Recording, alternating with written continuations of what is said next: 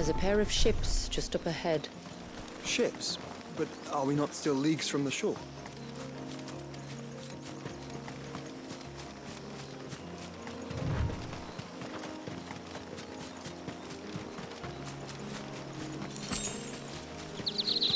The quickest route to the surge is due east, past the second galley. Shula, how did these ships come to be here? What do you imagine happens when an icon of water gets angry? Really, brother, did you have to ask?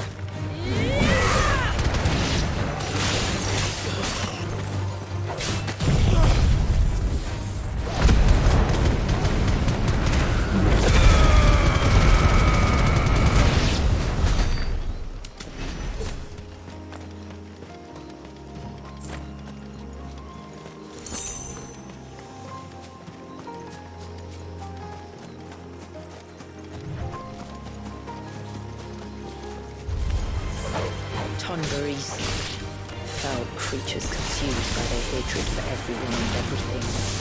Everything, save the sharp waves, it seems.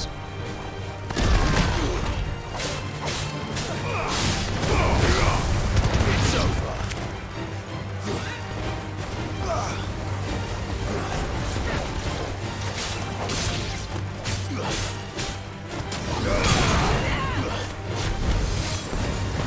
Stay down.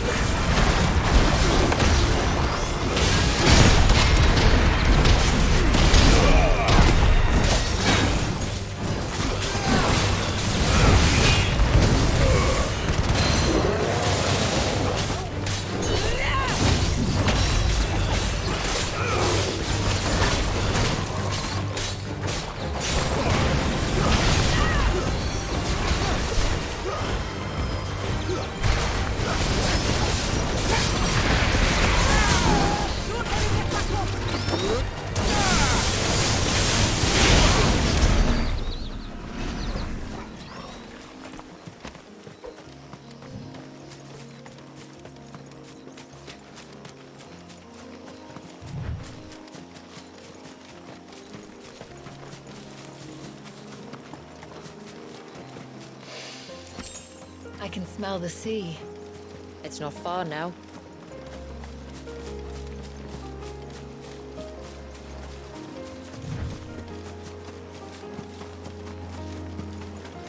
How will we reach the surge? We'll follow the coastline north. There's a bridge that'll take us across to the cape.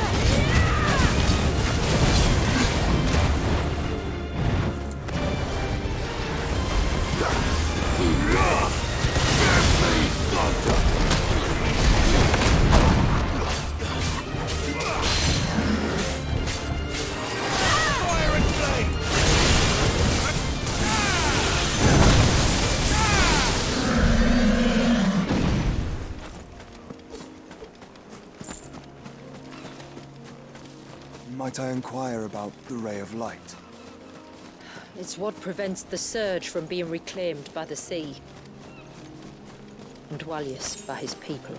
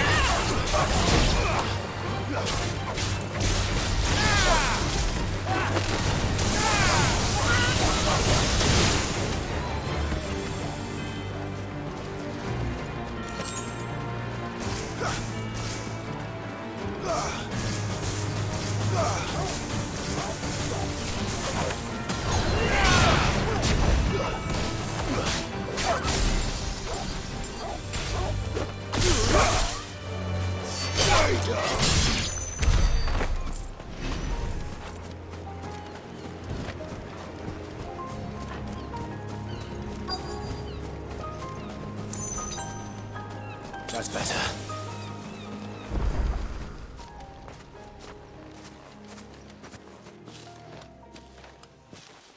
You said before that the child is bound within the surge. But you've yet to tell us how we're meant to reach him. I trust we won't have to hold our breath. No. The surge wraps around the cape without engulfing it. If we continue to its tip, there is a path down to the seabed. And the wave's origin. All right. It won't be the first dominant we've met at the bottom of the ocean.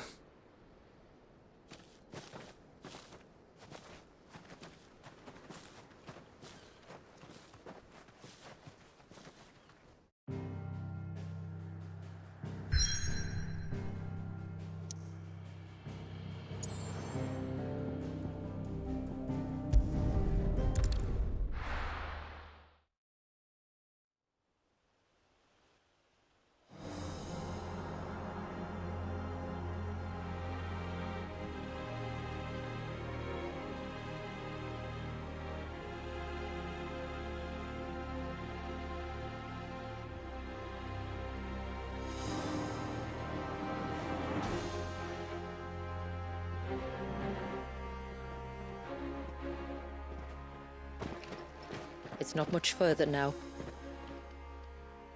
The path seems well kept. Do you and the villagers often come this way? Only me. Once every new moon without fail.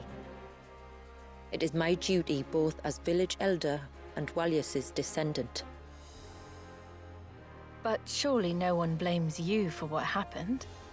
Why should you bear the responsibility alone? You misunderstand. I do it because I want to. To show him that he isn't alone, and that there are still some of us who would see an end to his suffering. Suffering you will soon witness with your own eyes.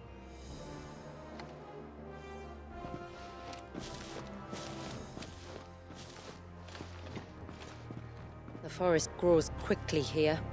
Left unattended, the path would be reclaimed in a matter of moons.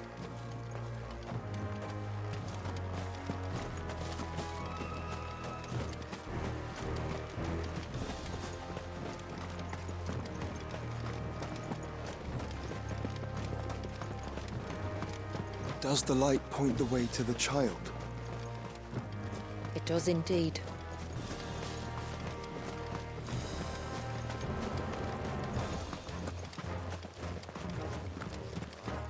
Look at all the droplets of water suspended in midair. where they have remained untouched by time for 80 summers.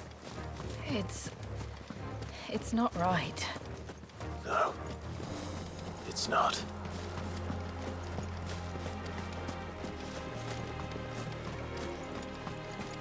There, up ahead.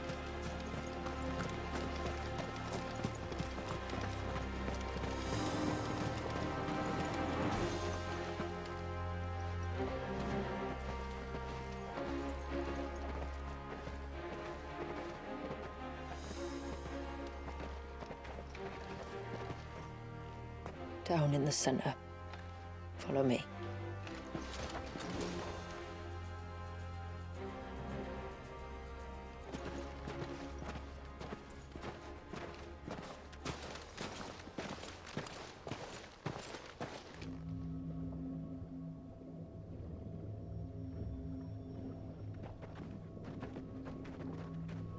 He's still primed.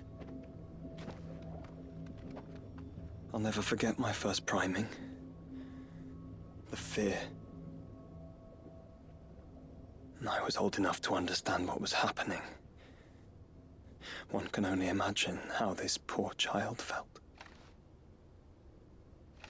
He is the victim of an unforgivable sin, committed by people who saw him as nothing but a means to an end. He must be so frightened. Then I'll ease his burden. You don't mean? I'm not going to hurt him. Contrary to the tales, I don't go around killing dominants for no reason. What if I told you there was a way to remove Wallis's icon? I tell you, you were a madman. It's hard to believe, I know. But it can be done. Though, it isn't without its risks. Part of the icon remains no matter what. So, it might still come to violence. I don't know. It depends on the dominant. I've seen things end well, and I've seen things spiral out of control. But I do know one thing. If we turn our backs on this child, there will be no end to his suffering. And I think that a worse fate than the alternative. Don't you?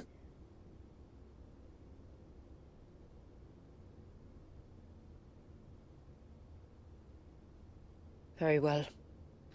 Do what you must. And whatever happens, I will own the consequences.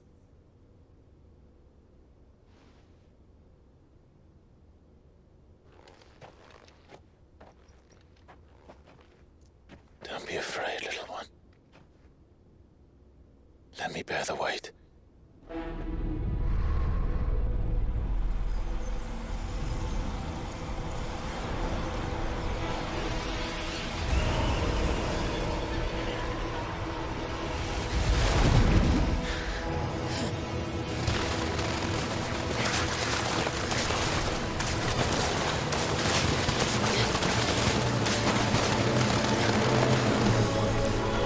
Hush now.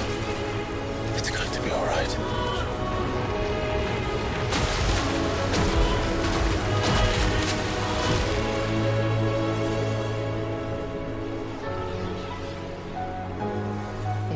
Is it done?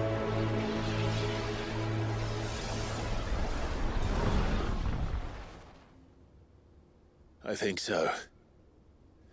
I can feel the icon inside me.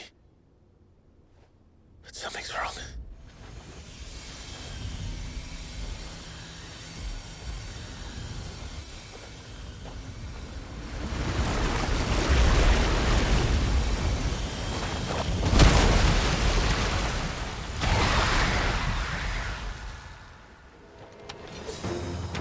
He wasn't just afraid. He was angry. All right. Let's see what you've given me.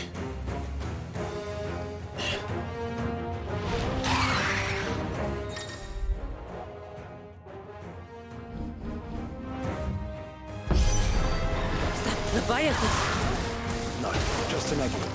But a formidable adversary nonetheless.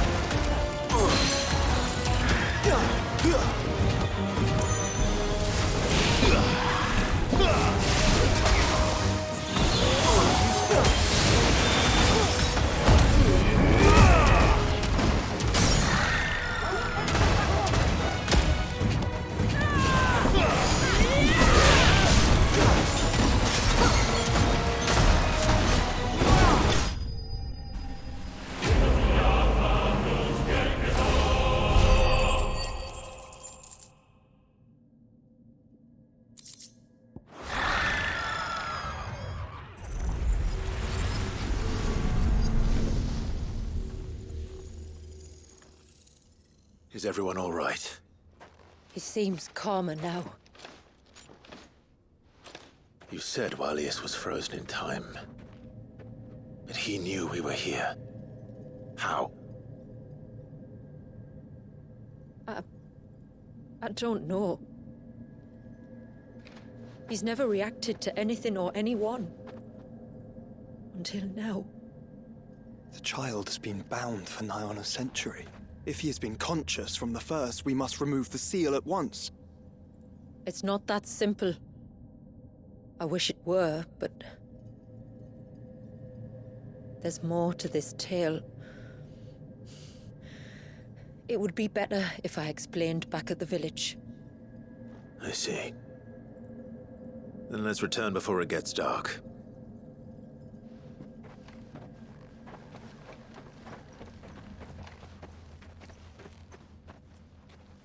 I'm sorry, Walius.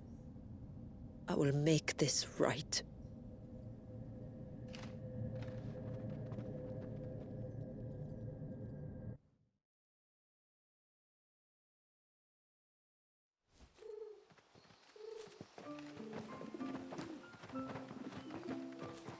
So, part of Leviathan is inside you now, is it? Does it hurt? No. Not anymore, anyway. Good. Because I still have need of your strength. If you want to know the rest, we should head to the Witten Hall. Of course.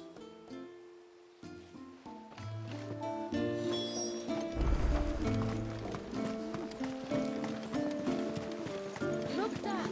She raised back.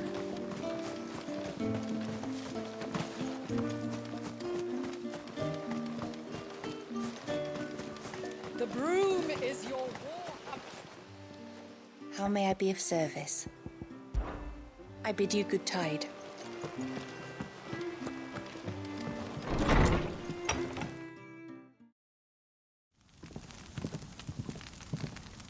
To understand the spell which binds Walyas, you must first know who we are, and what drove my forebears to commit such an atrocity. This tapestry is our story, the one that brought us here. After generations of wandering, my people sought refuge in northeastern Storm, some 170 years ago. But in exchange for our safety, the Gregorian Church demanded we renounce our faith and branded us heretics when we could not. To be exterminated, as a lesson to others. And so was it chronicled in the imperial histories, for anything less would have made the Church seem weak. Yet a handful survived. The few who did fled north and west, and in doing so discovered two things that would forever shape our fates. The first was an old legend revealing how to make your very own Mother Crystal. I've heard that one before. Yes, yet it gave them new hope, however false. Our ancestors convinced themselves that they could recreate the divine if they could only find a strong enough heart. A living being capable of channeling torrents of ether. And the heavens provided. A dominant. Well, yes. They'd stumbled across a nostrum in an ancient ruin, which they believed could provoke a sudden outpouring of a creature's ether. They meant to enrage his icon. Leviathan would have destroyed everything, had our people not made their second important discovery. A means to stop time itself. Where did they find that? The Northerners had no such magics, or they would have used them. When our ancestors first arrived, the land was uninhabited, save for an old witch who lived on the highest peak. Her body had been consumed by the curse, a cruel payment for her long years of service to the Northern Thanes. So desperate were they to prevent the fall of Drake's Eye, they'd forced her to devise a spell to stop time. But Drake's Eye did fall. It did. When she finally perfected the necessary magics, it was already too late. As punishment for her failure, the Thanes exiled her to this forsaken place to live out the few days she had left. Knowing her suffering, our ancestors cared for her as best they could, and in return, she gifted them her spell. That even though she should die, her legacy might live on.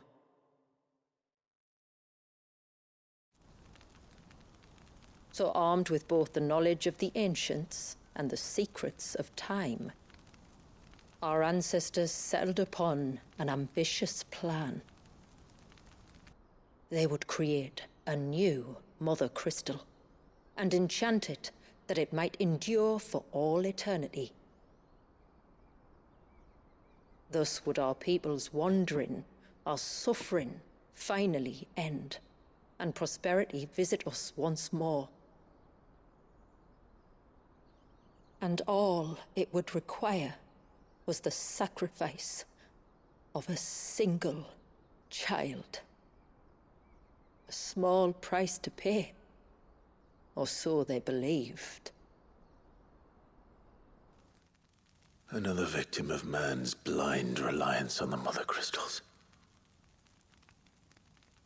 So we know the seal's source. How do we break it and restore the flow of time? Do you recall the dome of light on top of the cliffs to the west? Inside lie the ruins of an old temple.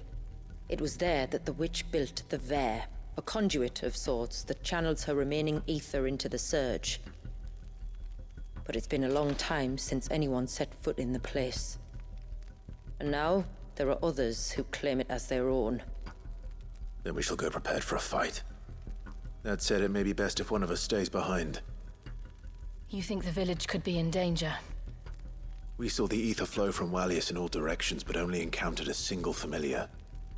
There will be more. And should even one make its way here, I doubt the walls could hold it back for long. Then I shall stay. The Phoenix will see your people safe, tributary. You have my thanks. Very well. We should depart at once. I fear time may no longer be a luxury we can afford.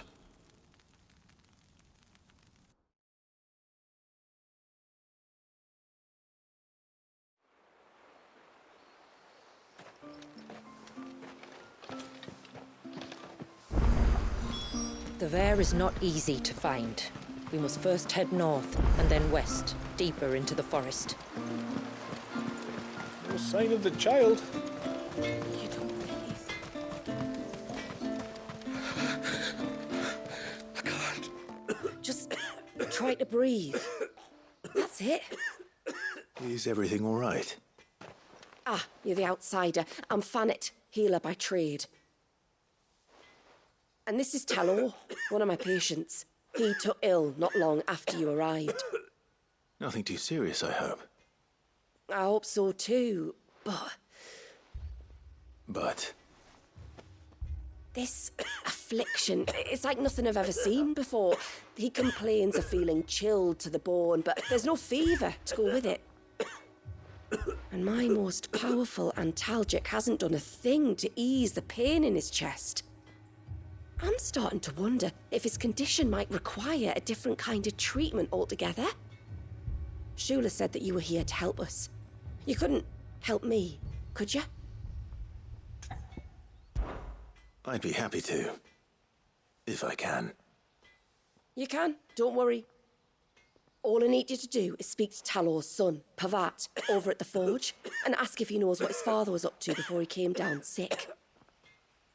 Something must have caused this, and I want to find out what. The trouble is, Talor's too weak to speak, and I can't leave his side for long. So while you talk to Pavat, I'll pay his wife word a quick visit, just in case she knows anything. All right.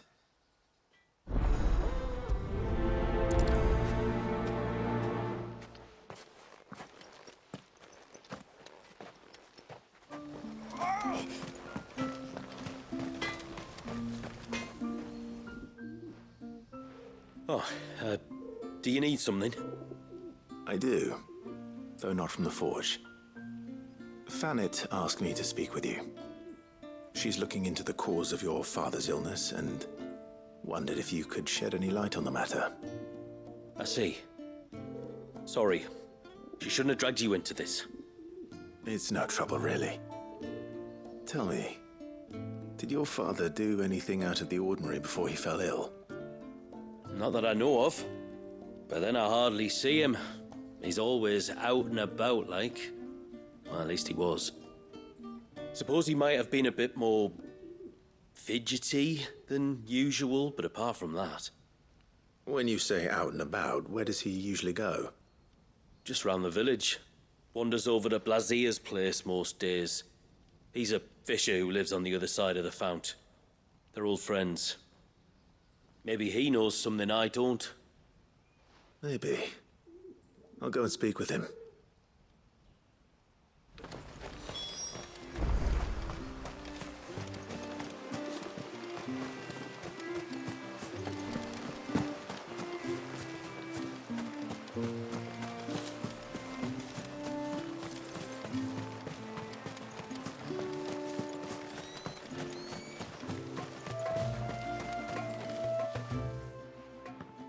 Greetings, stranger. What can I do for you? Your name is Blazir, is it not? Pavard tells me you're a friend of his father's, and that the two of you may have spent some time together prior to his illness. His illness? Talor's never been ill a day in his life. I don't know why he'd start now. Oh, Fanny doesn't know either. It was she who asked me to look into his recent behavior on the off chance it might explain how his condition arose. Oh, I suppose there was something that struck me as a bit odd. He kept asking about the woods. Did you see anything strange on your way back from the shore? Are you certain? Do you swear? That kind of thing. I didn't, of course. But he wouldn't let it go. It was like he was expecting something to happen. It was just a matter of when. Not that I know what. Well, he never told me anyway. Well, that certainly does sound unusual. And it might just be what Fannet is looking for. Thank you. Don't mention it. Oh, and when you say Talor, wish him the best from me, eh? Let's see what the healer makes of this.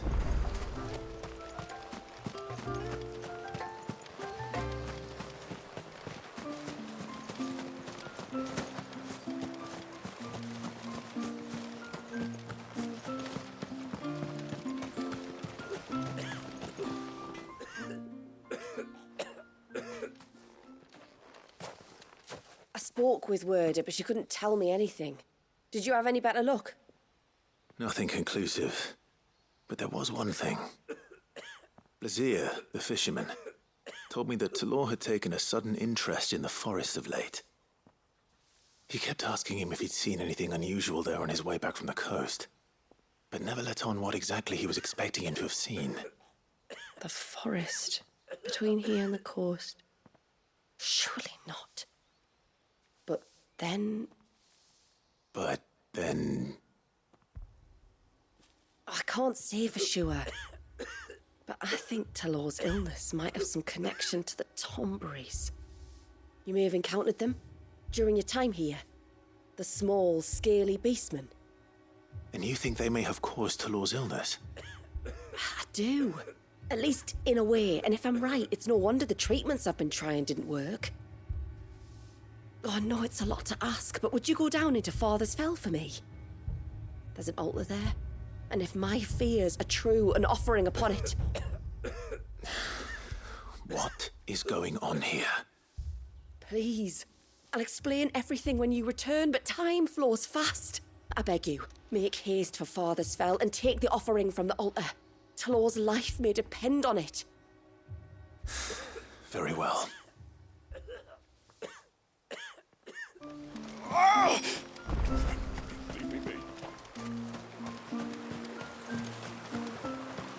Bastard things. And what are you two drawing?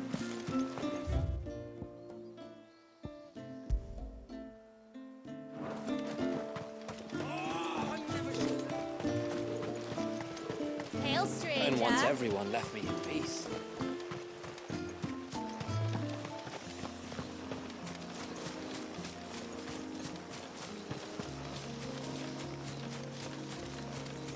Before, we turned east at the shipwrecks to reach the coast. Now we must head in the opposite direction. Left it is, then.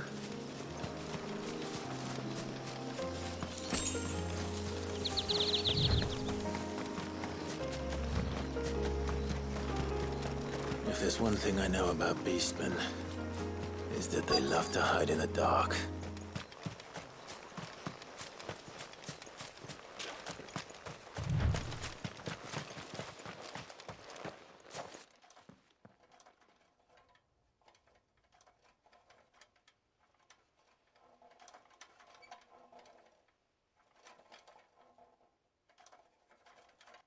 What are they up to?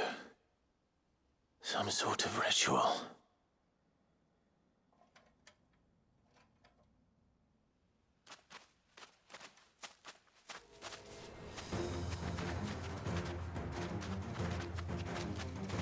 Sorry to disturb you.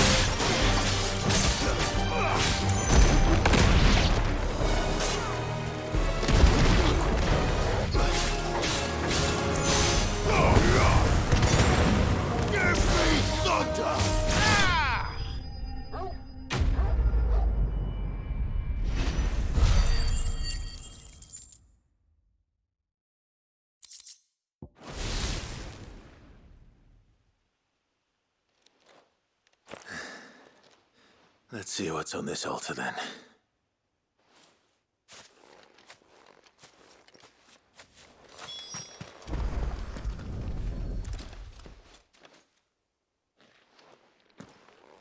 A silver chain. I doubt the Tomberries made it. This must be what Fennec was talking about.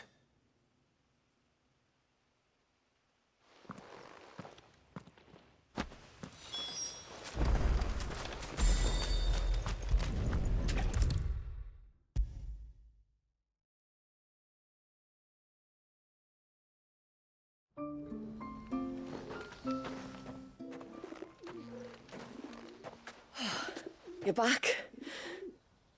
Well, did you find anything? I did. This silver chain. I knew it. Well, I'm still none the wiser. Forgive me. This chain. It's a Gregorian Maternoster. Worn by men of the faith. What's it doing here? And why would the Tomberries be praying to it?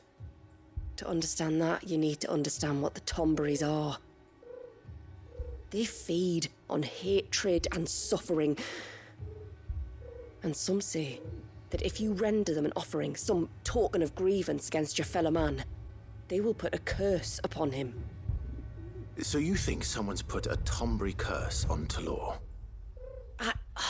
I can't say for sure. Truth be told, I always assumed it was an old wives' tale. But given his fear of the forest and the presence of the chain on the altar, I don't know what else to think. Does Talor have any enemies in the village? Anyone who would nurse such a grudge? No, I believe the one who left the chain at the altar was Talor himself. I beg your pardon? But there's more to the tale, you see. It's said that if you attempt to curse a soul that has returned to the sea already, your ire has nowhere to go but back to its source. You're saying he cursed himself? In trying to curse another, aye. When my father was younger, he was one of the few permitted to venture beyond the wall on trading expeditions. He told us that when he journeyed to Sanbreque, he'd wear that chain to disguise his true beliefs, lest Grieger's faithful turn their cudgels on him. Did they ever catch him in his deception? Might that explain the ill will he bears someone? Not that he ever told me. Come now. Let's not waste time speculating about Talor's past. We need to focus on the present, and that means finding a way to break the curse. All right. If there's anything I can do to help, let me know. Thank you. I shall. Aye, and thanks for going to all this trouble. Here, it's not much, but I want you to have this. We call it an adder stone. It's a gatherer's charm. Reacts to certain rare minerals we use in crafting. Makes them ring out like a bell. Stuff you'd have no chance of spotting otherwise. If you find anything, see that you bring it back to me. I can make you some decent gear with it. If you're interested, like. I am, thank you. And I'll be sure to pay you a visit. Until then, I wish your father a swift recovery.